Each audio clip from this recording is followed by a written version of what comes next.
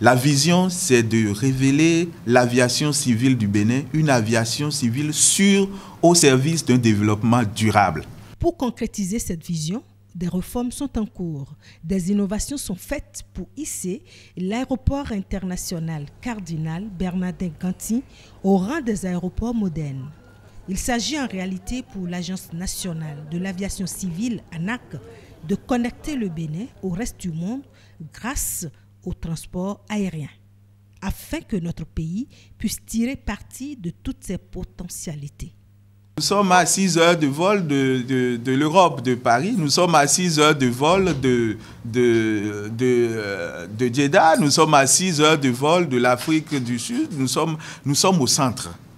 Et ça, nous comptons remettre cela au goût du jour. Nous avons l'un des plus grands marchés de la sous-région, d'Antokpa. Tout le monde vient faire le marché ici. Eh bien, nous pensons que l'aviation civile ne doit plus rester en vase clos. Nous devons connecter, n'est-ce pas, l'aviation civile au tourisme et au commerce. C'est pourquoi l'ANAC travaille à offrir les meilleures conditions d'accueil, de formalité et de voyage aux passagers. À tour de rôle, les responsables des 4 directions de l'ANAC ont exposé ce qu'ils font à leur niveau respectif. Le rôle aujourd'hui de l'ANAC est de permettre que les destinations puissent être desservies. Et dans ce cas, nous négocions des accords aériens avec les autres pays.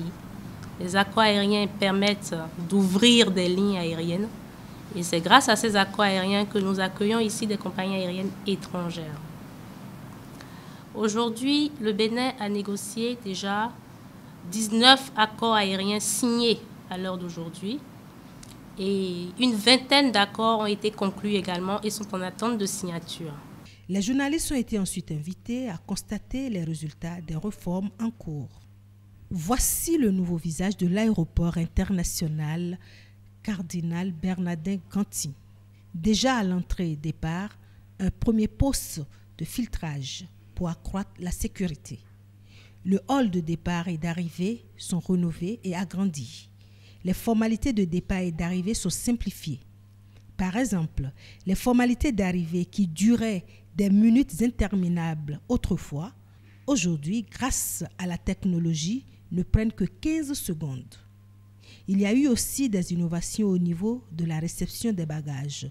Cette opération qui pouvait durer 1 heure, aujourd'hui, ne prend que 25 à 30 minutes, un délai que les responsables de l'ANAC travaillent toujours à réduire au minimum.